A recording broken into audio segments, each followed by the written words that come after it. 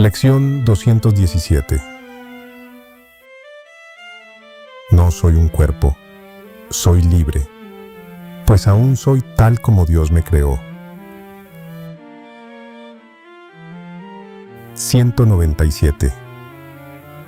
No puede ser sino mi propia gratitud la que me gano.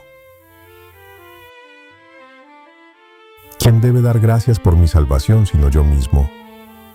¿Y cómo, sino por medio de la salvación, puedo encontrar al ser a quien debo estarle agradecido?